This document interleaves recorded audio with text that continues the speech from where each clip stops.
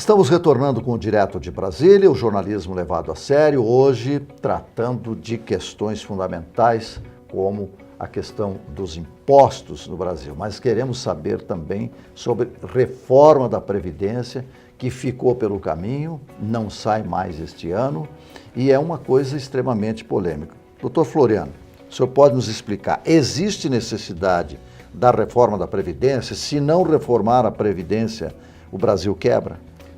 O Brasil não quebra, pelo contrário. Previdência social, essa do regime geral, ela é importantíssima para a manutenção do equilíbrio social brasileiro. Ela mantém o homem no campo, ela mantém a renda das pessoas quando chegam à faixa que elas mais precisam, quando elas se aposentam, elas garantem. E é um contrato assumido pelo governo ao longo de décadas de trabalho. Então é muito fácil vir o governo de plantão e dizer, olha, aquilo que você pagou não é mais suficiente, eu não posso lhe pagar. Gente, não é assim que a coisa funciona, não foi assim que a população entendeu, tanto é que resistiu, e a PEC 287, que liquidava o sistema de proteção social brasileiro, no início, além da Previdência, até a assistência social era duramente atingida, os trabalhadores rurais duramente atingidos, foi rechaçado porque os políticos rechaçaram não pela vontade deles. E nem pela bondade deles. Foi pela opinião pública que se rebelou e mostrou claramente que nós não queremos a reforma da Previdência. Então, assim, a receita de nós, porque Anfip, as pessoas podem perguntar, mas o que é esse P? Vocês são auditores fiscais, o P é de Previdência. Nós somos a entidade, a nossa entidade tem 67 anos, completou 68 agora em abril.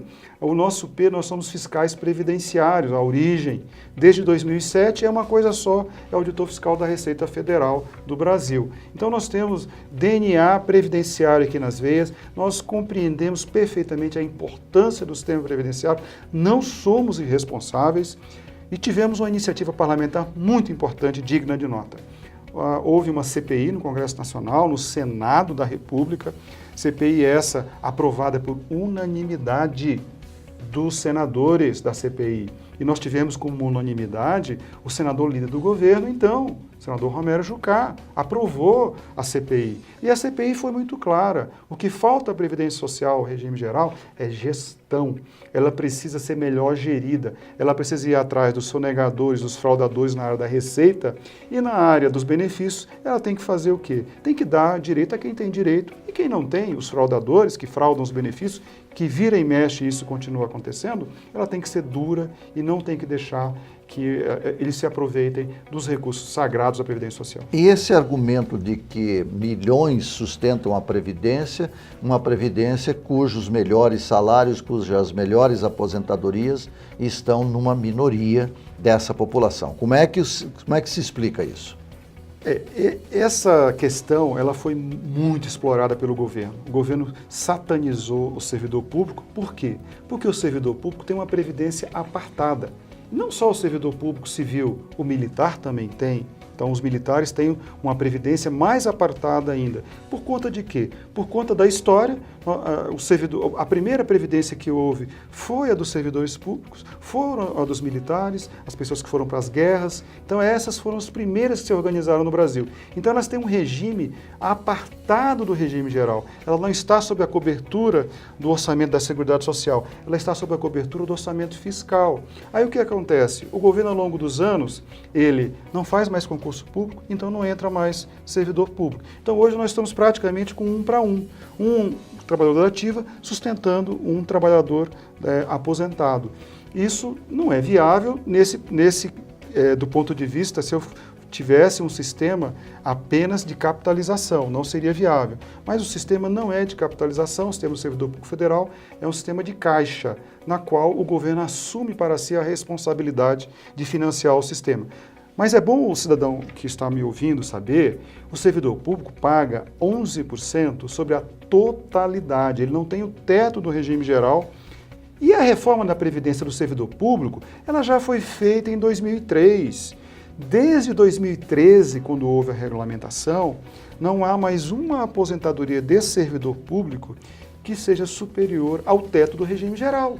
Então, assim, a Previdência Social e durante o debate da PEC 287, na questão do servidor público federal, dos estados e dos municípios também, de certa forma, mas do federal, ela está amplamente já sob controle. Ela ainda tem um pequeno, o termo déficit não é apropriado, mas vamos usar esse termo. Ela ainda cresce um pouquinho, mas depois ela vai decrescendo e ela vai chegar à metade do que, por exemplo, é hoje. Então ela está absolutamente sob controle, a Previdência do Servidor Público Federal. Agora, é lenda, é comentário, é fake o fato de que alguns se aposentam mais cedo que outros, que deputados, senadores, juízes se aposentam cedo e com a integralidade da sua remuneração. Isso existe? A Constituição Federal, ela surgiu, assim, ela foi aprovada em 88, então ela garantiu a aposentadoria integral, isso é uma garantia que a Constituição fez em 1988. Ela instituiu a cobrança, até 88 os servidores públicos pagavam apenas para a pensão, a partir de 88, então, você começou a pagar para a pensão e para a aposentadoria, então isso é um fato. E a aposentadoria, ela era realmente integral. O que acontece foi que nós tivemos, desde 88, a emenda 20, a emenda 41, a emenda 47, que foram alterando, e isso é absolutamente normal, a gente adequar a questão previdenciária ao mercado de trabalho, à expectativa de vida. Não há nenhum questionamento, a Anfip é amplamente favorável a que a gente faça os ajustes necessários ao longo do tempo. Agora, uma coisa são os contratos assumidos. Por que o governo garante os contratos da ordem econômica, uma concessão de uma estrada, de uma hidroelétrica? Ele garante, ele cumpre o contrato, ele faz os reajustes e não quer garantir o contrato comigo, com o servidor público, com o médico, com o policial, com o advogado, que entraram no concurso público, se submeteram a provas, tenha o serviço público como, não só como emprego, mas como profissão de fé. Eu sou servidor público com muito orgulho e a maioria o são. Aí vem o governo e simplesmente rasga o contrato. Não. Vamos fazer uma reforma da Previdência? Sim. A Anfip é favorável. A Anfip e as entidades dos servidores públicos apresentaram propostas. O governo não deu ouvidos para nossas propostas.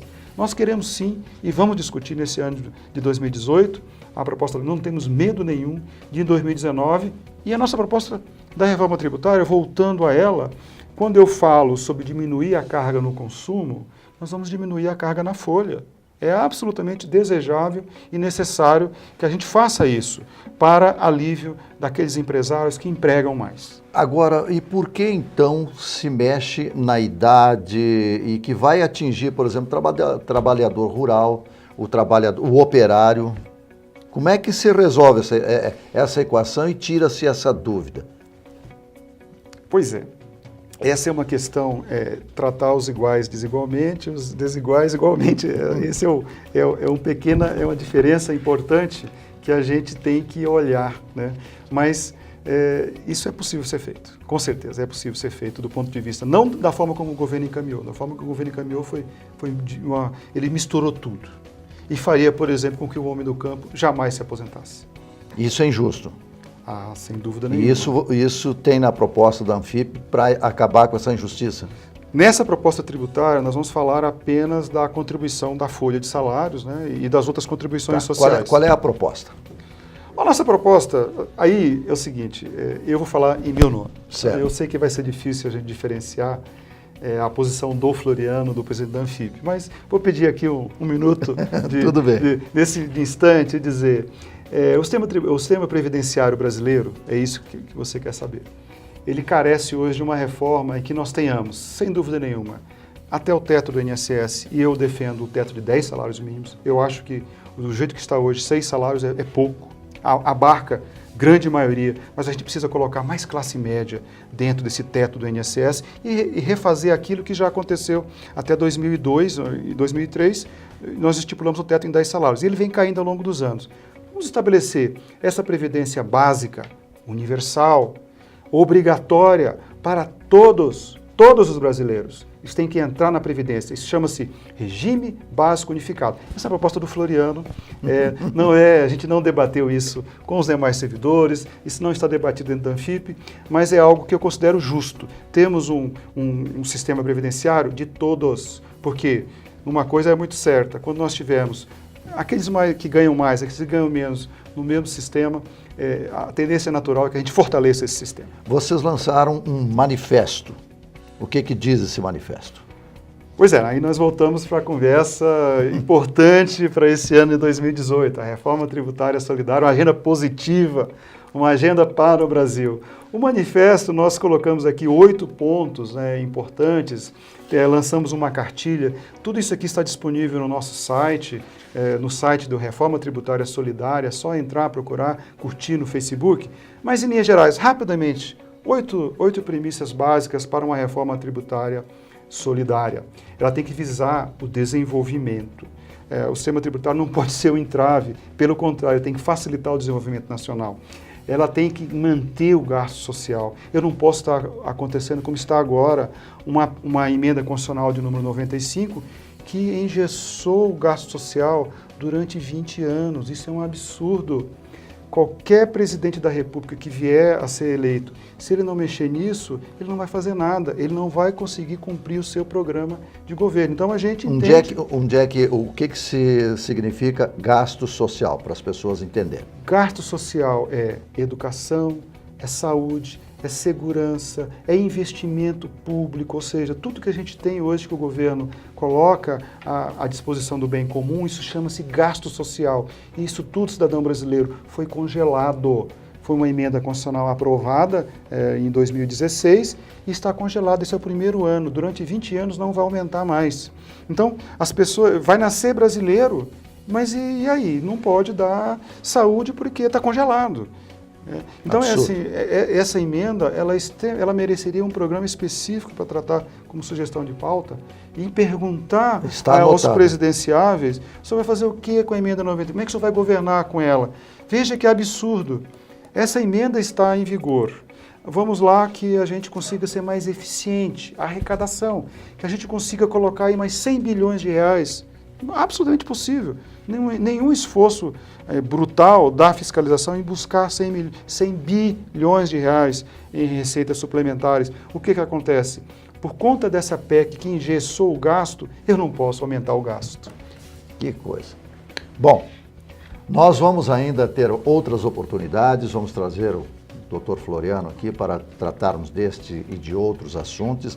Vamos tratar da emenda 95 com mais detalhes. Mas acreditamos ter contribuído para o seu esclarecimento sobre a questão dos impostos, sobre essa questão tributária brasileira. Doutor Floriano, muito obrigado pela sua presença aqui. Eu que agradeço muito. E nos colocamos aí à disposição da Anfip também para sempre prestarmos os nossos esclarecimentos aqui. Muito obrigado. E a você que nos acompanhou, muito obrigado. Uma boa tarde de trabalho, bom dia, boa noite, ou seja lá o que for. Mas nós estaremos juntos daqui para o próximo programa.